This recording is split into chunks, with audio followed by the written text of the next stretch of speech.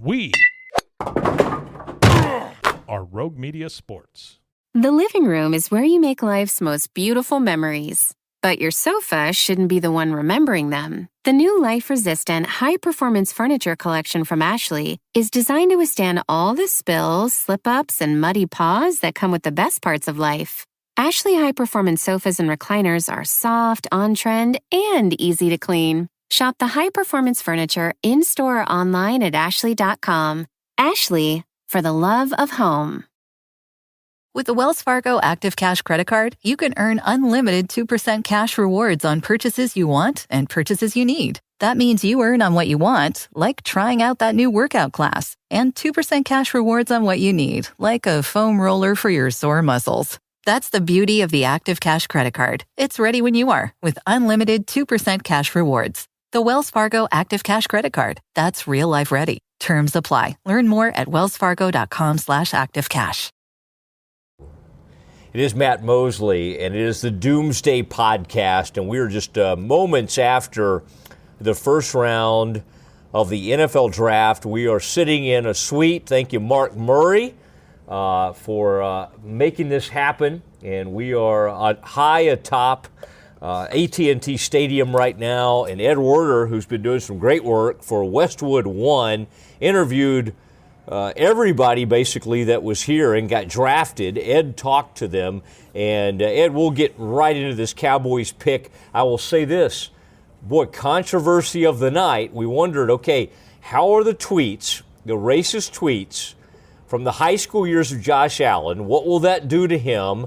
And then where will Rosen go in this draft? And then Josh Rosen falls down to number 10, and Ed, he was not happy about this. He was not pleased, and I know you got to talk to him about it, and it was very, we'll hear some of this, but it was very interesting audio when you visited with him. The Arizona Cardinals traded up to the 10th spot to get him, but that made him the fourth quarterback off the board.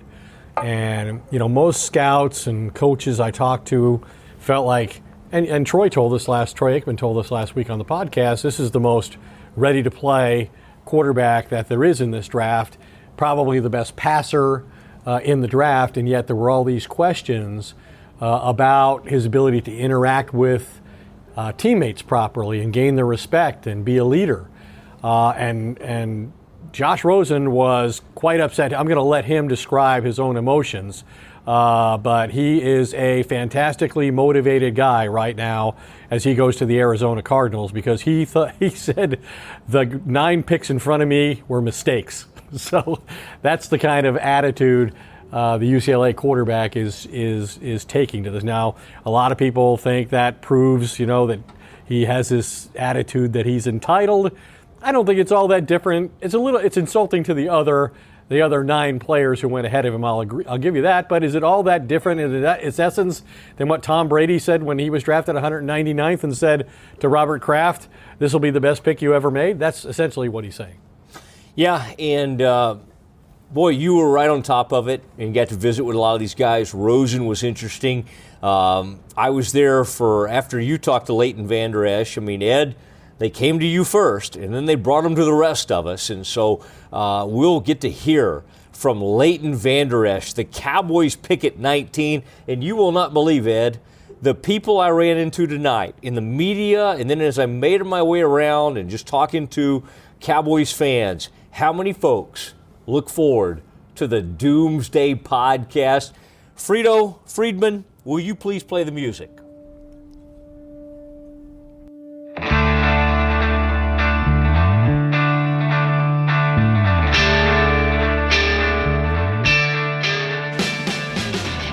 All right, there it is, and it is time, Ed, as we come to you live from AT&T Stadium. Leighton Vander Esch, the Cowboys pick, Boise State. Ed, you're from Colorado. This kid's from Idaho. Do you know anything about 8-man football? I mean, this kid grew up playing on an 8. I mean, that's like Jack Pardee stuff. I mean, the legendary Jack Pardee came from 6-man football. It is hard for any college team to go look at an 8-man player and go, okay, we think this guy can come help us. And he's the first player with an 8-man football background to actually be invited to attend the NFL draft. And so then he winds up getting picked 19th, yet another Boise State player that the Cowboys have. So if he doesn't work out as a player, they can make him a coach like they've did with Kellen Moore. But he comes from a very small town in Idaho. Didn't play anything more than 8-man football until he played major college football, which is astonishing. I mean, it really does tell you that this is really a unique player to be able to make that kind of a transition and to get the attention, like you said, of college recruiters to get a Division I scholarship like he did. So there were obviously some other opportunities. Leighton Vander Esch is a guy that the Cowboys were connected to all along by many people. Derwin James, the safety from Florida State, was another. And many people thought that the Cowboys would try and trade up to get him, that he might go as high as 7th. In fact, he didn't go nearly that high, and he slid down to within 2 or 3 picks of where the Cowboys were, and Jerry Jones said they had no thought whatsoever of going to get him. So he says Leighton Vander Esch was their guy all along. I think the one thing that this does for them is it gives them a guy that presumably they can still compete with if they lose Sean Lee. Now, obviously, they think Sean Lee and he are going to be on the field at the same time. How this impacts Jalen Smith is going to be an interesting thing to watch. I think this suggests that they know now, based on last year's experience, not to put too much on Jalen Smith. Even though Stephen Jones, in his comments leading up to the draft, is still dead set on saying Jalen Smith is making huge progress and he's still a big player, this tells you a lot. You're right about what the Cowboys think. Now, Ed, this is the time. You were with Westwood One, and I was located near you tonight, and it was good to see you at work. And all those guys were coming to you first, and we have the opportunity. We had one of the first interviews because of your Westwood One work, and let's credit those guys. Who is the guy I met tonight? Howard Deneroff is the czar of Westwood One Radio. Is he a big guy there? He is. He's got good radio hair. You should know Howie if you can he get me a job? Is he a guy that he got me one? Howard Deneroff? Deneroff. Okay, let's say it that way. But so my role for Westwood One at this draft was to sit upstairs here in the end zone and interview all of the first round picks who were in attendance. And I think there were supposed to be 22, but there was a surprise first round pick in Terrell Edmonds, whose brother was drafted earlier. He was here. And they were both here. Oh, that's great. It was historic because two brothers have never been picked in the first round of an NFL draft. So we interviewed him. But anyway, so I interviewed nearly 24 players, and one of them was Leighton Vander Esch, and I think we're going to bring that to you. Okay, let's do that. And what a fun opportunity it is. Leighton Vander Esch sits down with Ed Werder of Westwood One. We're joined now by Leighton Vander Esch, who was the 19th pick in the NFL draft by the Dallas Cowboys, who are hosting this spectacle here tonight. Give us a little sense of where you've come from to get to this point. I mean, you're from a tiny little town in Idaho, right? Yep, yeah. The middle of nowhere is where I'm from. Riggins, Idaho. I grew up playing 8-man ball there in high school, and it's been such a journey up into this point, and it's been my absolute dream to play in the NFL, and now that it's actually here and be able to be drafted by Dallas and this organization just means the absolute world to me. I keep telling everybody I don't think it could have went any better tonight. Why is that? Because this is where I wanted to end up. This is where I've always wanted to be. I don't think a lot of people have realized that, but this is where my heart and soul has been the whole time. Why Dallas? Why was Dallas so attractive? It's the best fit for me. Just atmosphere-wise, the whole city, the facility over at the Star here. This is my first time at AT&T Stadium this week. So talking to the coaches, meeting some of the players, talking to Sean Lee, knowing that I could possibly play by him one day, I just felt like I was the perfect piece of the puzzle, and I felt that deep in my heart. So the first time you played 11-man football was at Boise State? Yep. Yeah, it was a little different. It was quite the process just getting there and getting recognized by D1 schools. But I walked on there, and they gave me the chance to play, and I earned a scholarship after like 7 or 8 months. And I mean, the sky was the limit from there. Then it just took off. Do you sense that the Cowboys kind of just became aware of you this year, or might it have happened over time? Because you're like the 4th Boise State player they've had on their roster. They have Kellen Moore, Orlando Scandrick, and DeMarcus Lawrence, all from Boise State. I don't know if it was more so this year or last year. It could have started last year towards the end of the season, but I feel like a lot of it was this year, and I know it was that way for a lot of teams because I was pretty under the radar, and then I was building a name for myself this year, actually starting. What should the Cowboys or their fans know about the kind of player that you'll be? I mean, I'm just an extremely hard worker, and I don't take no for an answer, and I want to be the best player I can possibly be, and the best teammate I can be. An ambassador of this program and this organization, and make sure that we're successful. I'm going to do all the work possible to make sure that happens. That's just how I am. That's how I'm wired. I'm going to do everything I possibly can to make sure I'm successful and that the team's successful. What mindset do you play with when you're on the field? I play with a chip on my shoulder. I feel like a lot of people have overlooked me my whole entire life. I've dealt with that my whole life, and I think that's just something I have. That's another way I'm wired. I play with that chip on my shoulder. I'm not going to let anybody beat me, and you got to step up in big games. What's unique about the skill set that you bring to the NFL? Just being versatile, being able to play wherever they throw me, being able to live up to the expectations and get the job done on the field wherever they put me. Not take no for an answer. Don't make excuses. Just get the job done. What are your expectations as far as position you'll play and role you'd like to have early in your career? I don't really have any high expectations right now. Like I said, I want to be the best player I can be, and I know that Dallas is expecting me to do so, especially picking me as their first-round pick.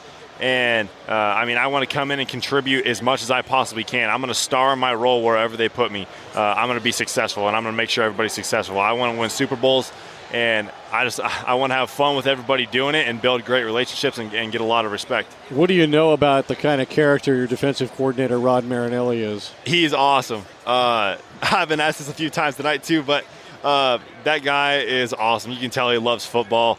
He's a defensive guru. Just talking to him a little bit, I got to talk to him. He's awesome. One of the coolest guys I've ever met.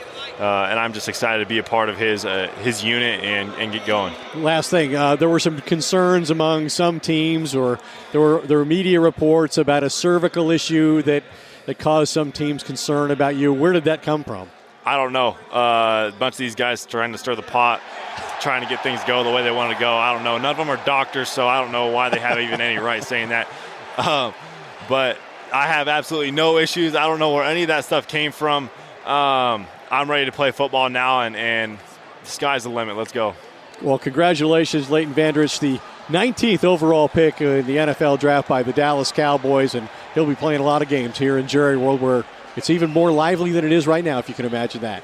I'm Ed Werder with your continuing Westwood One coverage of the NFL draft. And there he is, Leighton Vander Esch, who, Ed, I got to meet with Leighton for the first time and visit with him in a little lead up to the draft, the day before the draft, and spent a little time with him and did a little 5-minute interview with him. Obviously didn't have quite the interview you did with him, but I was struck by the length, 6'4", and this is another thing that's going to keep coming up. It appears that Rod Marinelli sat down with him and said, I was with Brian Urlacher, and I think I can make you a lot like Brian Urlacher. That is a player who, I don't know if he's a Hall of Famer. He is a Hall of Famer. He's voted in just a few months ago at the most recent Super Bowl. I believe he is a Hall of Famer. I've just been told. I interviewed him at the Hall of Fame. No, I think he's just gotten in. Yeah. I think, Urlacher is one of those, and listen, what's interesting to me is this. He's probably going to play middle linebacker. Belichick is one of the few NFL coaches, and Ed, you've been around Belichick, you've interviewed him before, who likes what's called a thumper. A 6'4", this guy is 6'4", about 260 or 265. This is not the way the NFL is going. I mean, the NFL's going to 6'2", 6'3", 235, Roquan Smith. Chicago Bears, Urlacher played there. Come on down. Come on, play for us. You're a smaller guy who's incredibly Evans, 6'2". fast. Rashawn Evans goes 22. Later, yeah. And the Cowboys go with the big guy, and they're going to put him in the middle. I mean, what is your... He's built kind of like a basketball player. Yeah. From a football point of Lanky. view. Yeah, he's a guy, though, I think that, talking to people over at the Star say that he has the ability to play all three downs, has an incredible football IQ, can cover and play sideline to sideline, can match up with the tight ends, which is obviously an important part of being successful playing defense in the NFC East, because you got, Philly's got Zach Ertz, the Giants have Evan Ingram, Jordan Reed plays for the Redskins when he's healthy, so it's odd. They've typically had, Byron Jones playing against those guys in many situations, but obviously he's now been moved from safety to corner. So I think it's not a surprise that they drafted this particular player. We knew linebacker was an issue for them. They lost Anthony Hitchens. When we interviewed Stephen Jones, he cited as one of the big failures of management last year not having enough linebacker depth to deal with the inevitable Sean Lee injury. I think that Leighton Vander Esch protects them to some degree against a Sean Lee injury, and he also protects them if Jalen Smith doesn't make the quantum leap in his recovery. They're not as vulnerable at that position. But those aren't the only positions where we know the Cowboys have some personnel problems. I mean, they don't have Dez Bryant anymore, and they let the two best receivers go off the board. DJ Moore went 22nd to Carolina, and Calvin Ridley went 24 to Atlanta. So they have a wide receiver issue, I think, that they still have to confront going forward. And I think the big question going into day two is, are they in a position to use their second-round pick to try and make the trade for Earl Thomas? Yeah, that's a huge thing, Ed, and we're going to watch this. Cowboys pick 50th. We know what Seattle was asking for Earl Thomas, 28-year-old Earl Thomas, who has been, in some ways, the heart and soul. He's a transcendent player. He's not a big personality, but he has incredible range.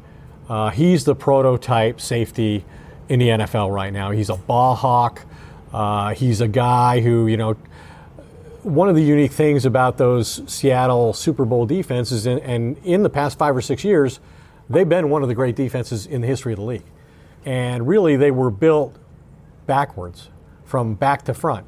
Most great defenses, even the best Cowboys defenses, were built front to back, defensive line to secondary. These guys were built around the quality of the secondary. And, Richard Sherman told me that nobody studies more, nobody plays with more intensity than Earl Thomas. I remember when the story with Seattle's defense was how big their secondary was. And Richard Sherman said, yeah, there's, three of us are huge players back there, but the little guy, Earl Thomas, he's the best of all of us. And so I think he's the kind of guy who can line people up. He's going to connect the defensive front and the linebackers to the secondary in a way that we haven't seen in recent years. And I think he's going to raise the standard of expectation for their defense. He knows nothing but playing on great defenses. And so I think he would be a great acquisition with the 50th pick. Yeah, and let's watch it to see what happens, because, Ed, in my mind, as I imagine Cowboys fans out there listening to this and thinking about this, there are some moves that could be made at 50 that would help not totally make up for Dez Bryant, but Cortland Sutton's a player from SMU that is Dez-like. He's got bigger the size. Than Dez. Yeah. He's got a little bit bigger size than Dez, but he's a lot like Dez. He's a physical player who can high point the football. I don't think we would classify him as like some incredible route runner at this point in his career, but he is a big, powerful player. Now, he's an incredible guy, like an incredible person. Everybody you talk to, I was struck tonight as I was watching going to this draft. There were coaches that he used to play against. in the ACC, I believe it's called, that were just going on and on about this is the greatest player we ever played against, like Cortland Sutton. So that's one scenario you could go, or you trade this guy and see if Seattle is truly ready to part ways with Earl Thomas. I think from a Cowboys perspective, if they could parlay the 50th pick, and they might have to throw something else in. I mean, they've got a ton of picks in this draft. Well, Seattle doesn't have a 2 or a 3, or came into this draft without a 2 and a 3. They made a trade in the first round tonight, and they're in a rebuild. Obviously, they've let Sherman go, they've left Jimmy Graham go, they let Michael Bennett go. They don't know if Cam Chancellor is going to come back and play because of the neck injury. So, I think he's readily available. I think they would covet the pick more. I think Jerry's got to decide if he wants to, if he can address the receiver position in a later round. Can he get Sutton in the 3rd round? I don't know why not. He's a pretty raw player. He's kind of like an Alshon Jeffrey. He's just a big physical freak of a guy who's going to body people, like a Michael Irvin. Only Michael Irvin was a first-round pick. This kid is going to take some time to develop, I think. No, I'm with you. But just remember, Alshon Jeffrey is the guy that when we asked the Eagles, you want to look at Dez? And they're like, no, we got Alshon Jeffrey. I mean, Cortland Sutton, now I'm partial to him because he's local. He's an exciting player. I only care about whether they can help you win. Oh, Ed, that's admirable of you. DJ Chalk, watch him, LSU. He's an LSU Cowboys wide receiver. spent a lot of time with him. Big guy. And Sutton's the guy that, remember, Jason Garrett ran his pro day, and Sutton, Garrett said to him, how do you want me to do this? Do you want me to push you or not? And he said he wanted to be pushed. So I thought that was the right thing to say, obviously. No, I'd rather coast, if you don't mind, like I know you guys do out there at the country club at the Star. He didn't say that. He wanted to be pushed. So I think that says a lot about the kid. But if you come out of this draft with Vander Esch and Earl Thomas, and Vander Esch can achieve the expectations they have for him, they think he's a guy who's going to create some turnovers. I guarantee Earl Thomas is going to create some turnovers, and he's going to help those young corners, be more effective in the NFL. I think he's worth the 50th pick, and I'd try and do something with the receiver position later. In the receiver position, I think this is what happened. And when I say this, I wish I could channel you. You were always really good at sort of couching your sources and saying, without like being bravado, like so-and-so told me. But I do know this. I think the Cowboys looked really hard at Calvin Ridley and DJ Moore both. DJ Moore from Maryland, Calvin Ridley from Alabama. And they decided there was no separation between those guys. When I say no separation, that means the guys we mentioned, Sutton, Chalk, whoever else. Not a huge difference between. I don't think that. You're totally right. I think they just couldn't find a huge difference on the route stem. Some people say route tree. When you talk to wide receivers coaches in this league, they loved the word stem. That's one thing I've noticed. And they said Ridley, boom, he can plant that foot and get out of the stem. They said DJ Moore from Maryland, run after catch. Huge run after catch guy. Right, but people I talked to in the league thought it was a challenge for him to create separation and get open at the college level. And so what's going to happen when you're going up against, $12 million corners in the NFL? He'll make the contested catch. And he has to, because all of them are contested. The defender is always right there. And yes, he can run after a catch, but first he has to make the catch. First you have to get the ball to him. Well, we've already seen how that works with Dez and Dak. Dak does not throw the football to a receiver if in his mind the defender has him covered. So you're going to struggle to get those two guys the ball. Ridley's a guy I think a lot of people liked, who thought he could play in a lot of different positions. He could play the X, the Y, the slot, the whole deal, and have an immediate effect. But he's not a big guy. And obviously the Cowboys decided to address that position later on. Whether they're right or they're wrong remains to be seen. And the thought was with Ridley, Aqib Talib, you think of some of the guys that like to get up on your guy, Richard Sherman, get up there, put their hands on him, they might have a little difficulty there. It's going to be fun. Now, when we think about who won the first round, when we think about teams that really separated themselves, I got to say this, and I'm a little partial because there's a guy that's taken over with Baltimore after Ozzy's done, and Ozzy's pretty much done with this draft. Ozzie Newsome, Eric DaCosta, who I've known for years. Lamar Jackson, who you interviewed just moments ago, to get him at 32. Now, I know everybody, it's not shocking that there were 5 quarterbacks taken. How many quarterbacks were taken? 5. 5, yeah. 5 quarterbacks taken in the first round, and Lamar Jackson goes the last pick, and he's in the green room. You and I have both been around some of these drafts where you get some awkward green room moments. Aaron Rodgers was one of them. Geno Smith was one of them. I thought that was great. You got a guy who won a Super Bowl with him, Flacco. It's going to be a little awkward. It's a weird thing. If you look at their quarterback depth chart, their starter is a fairly immobile guy, totally a pocket passer. Their other veteran quarterback is RG3, who is much more like Lamar Jackson than he is like Flacco, and yet Flacco is a Super Bowl winning incumbent starting quarterback. So I think I don't think Flacco has any guaranteed money after this year, so I think Joe's back in the situation of betting on himself. And this might be his last year as a Raven, I think is what this suggests, because just like Teddy Bridgewater was the 32nd pick of the Minnesota Vikings, the Ravens went up to get Lamar Jackson because you get the 5th-year option on the quarterback. You get to control him for 5 years, which is a big thing at the quarterback position, huge. Obviously. If the guy turns out to be a player, saves you a lot of money. And whether he's a good enough passer to play in the NFL and excel in the NFL, I think remains to be seen. We heard what Troy said about him as a runner, that the things he does to defensive players is incredible. He embarrasses them with the ball in his hands all the time. But I still think that most teams did not see Lamar Jackson as a first-round quarterback. We'll see if what the Ravens did pays dividends or proves to be a mistake. Let's go back over Aikman's big board, the Aikman quarterback big board. Aikman had Darnold first. He had Rosen second. While Mayfield. talking to us, he moved Mayfield up to third. Josh Allen. He had fourth. Josh Allen fourth. And then he liked the kid from Oklahoma State. Mason Rudolph fifth.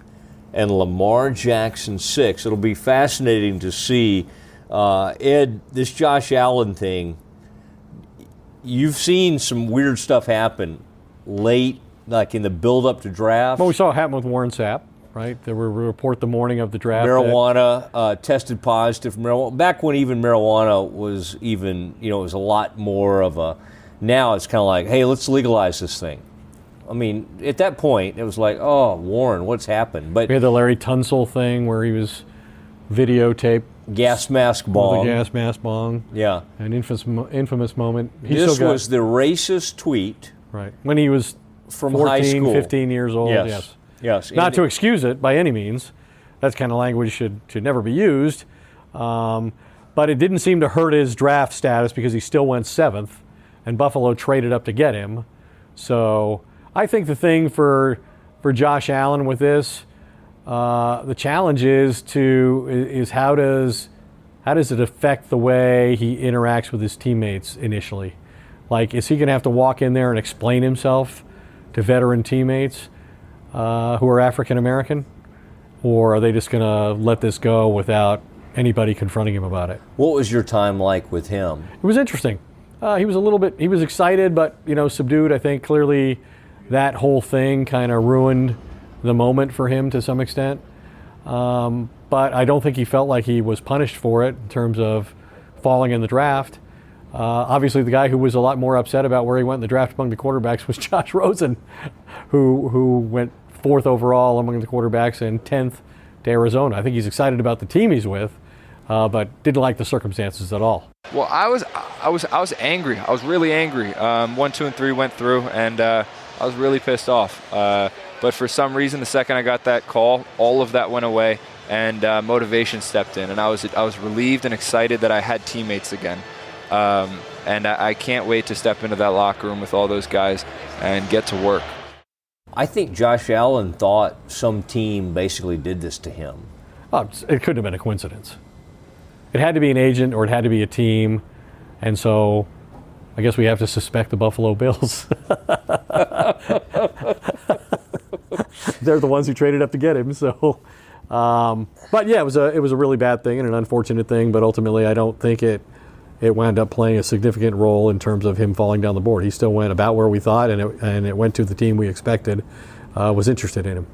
Biggest surprise to you when you looked over this first round and you had prepared for this thing and you knew some of the guys you'd be talking to for Westwood One and the Doomsday podcast?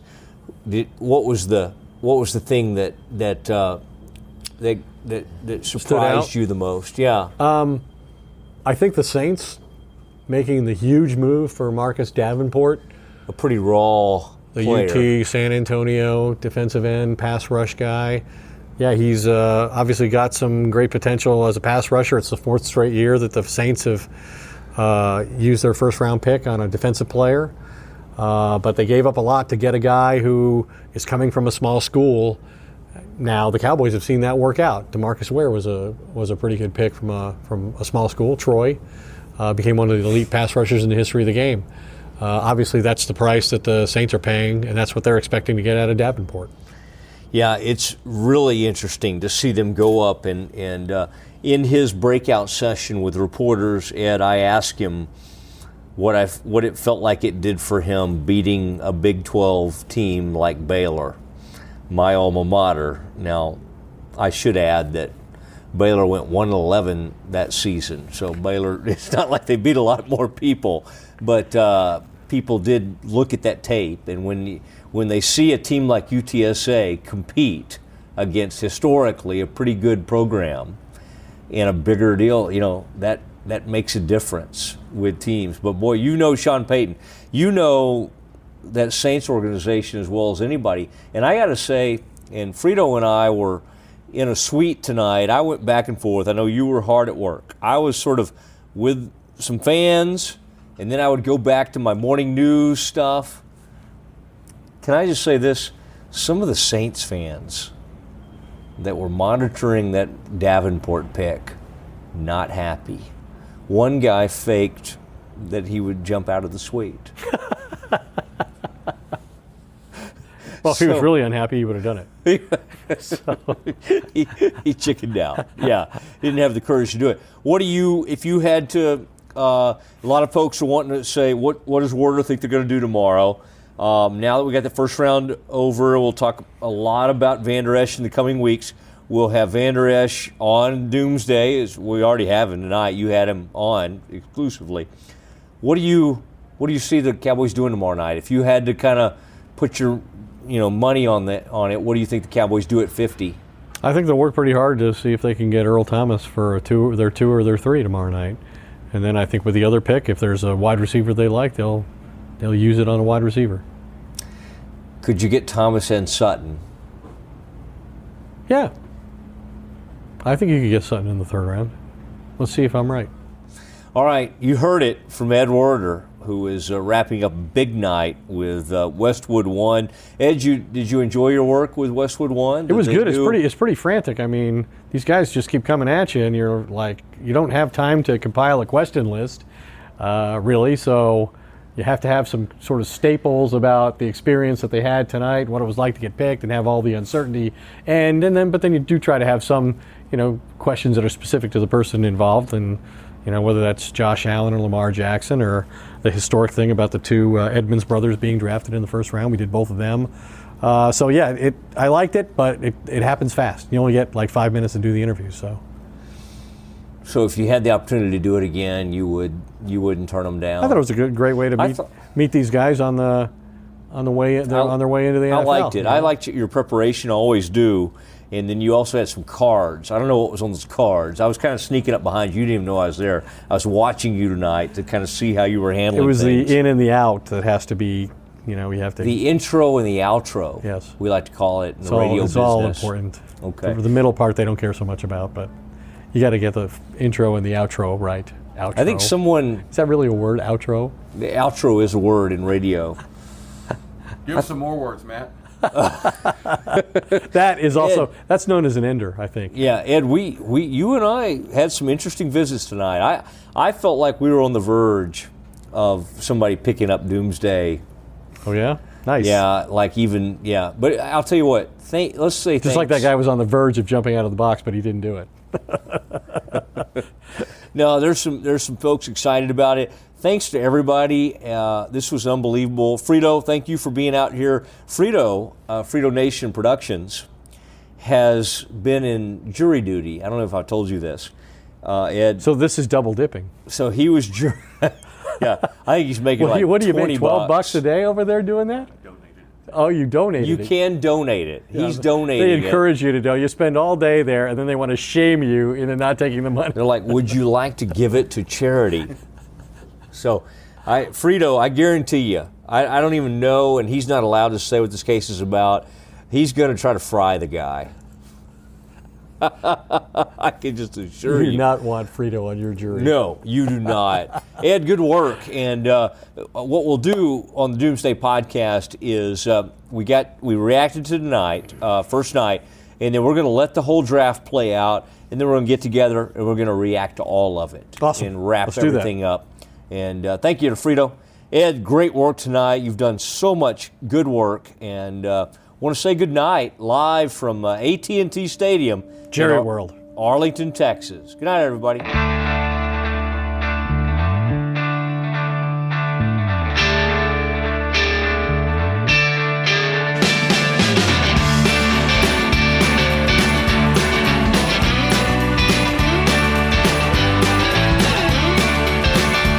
Well, the Christmas lights are shining, stockings have been hung. You're praying for your daughter, lighting candles for your son. They're living in the city now, you don't see them anymore. This year will not be like the ones before. Reese's peanut butter cups are the greatest, but let me play devil's advocate here. Let's see. So, no, that's a good thing. That's definitely not a problem. Reese's, you did it. You stumped this charming devil. Hey, it's Mark Goodman. And I'm Alan Light. On today's podcast, Record Store Day founder Carrie Colleton is joining us to discuss the April 20th RSD special releases. Plus, we'll talk live with our audience, the Sound Up Pod Squad, and find out who still listens to vinyl. And some updates from the Beatles universe. Oh, good. Sound Up with Mark Goodman and Alan Light, the only music podcast that matters. Get it on Pandora, Spotify, Apple Podcasts, or wherever you get your podcasts.